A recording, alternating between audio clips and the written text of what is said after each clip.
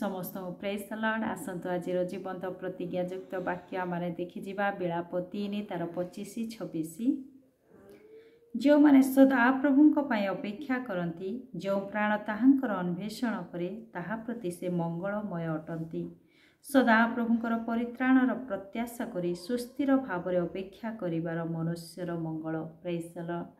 जो माने सदा प्रभुंकर अपेक्षा करती, जो प्राण सदा प्रभुंकर अन्वेषण करे से मंगल पाए। Praise the Lord.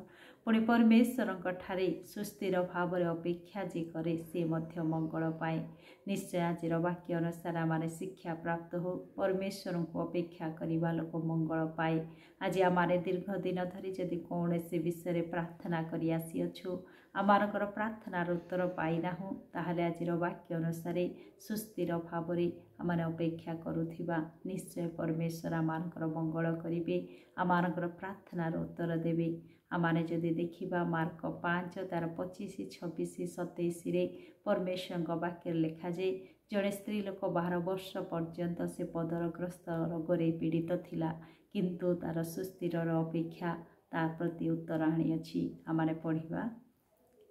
सेतेबेले 12 वर्ष पर्यंत पदर रोगग्रस्त जड़े स्त्री लोक जे कि अनेक वैद्यों द्वारा बहु क्लेश भोग करी सर्वस्व व्यय करथिले हें किछि मात्र उपकार न पाई बरं अधिक पीड़ित होई पड़िथिला।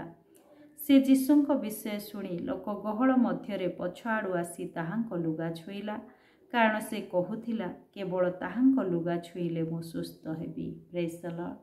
से कहूथिला केवल मु ताहांक लुगा छुईले सुस्थ हेबी। निश्चय आज आमाने मध्य जदि अपेक्षार सहित परमेश्वरंक ठारे विश्वासर सहित कथा कहिबा, केवल ताहांक ठारु ही मु साहाय्य पाइबी, ताहांक ठारु ही उत्तर पाइबी। से विश्वासर अपेक्षा निश्चय आमान को उत्तर दब। आज आमाने परमेश्वर अन्वेषण करू करू आमाने सुस्थिर भाव अपेक्षा करिबा, आमाने प्रतिटी प्रार्थनार उत्तर प्राप्त हेबा। प्रभु वाक्य दे मते आपनको आशीर्वाद करंतु। आमेन।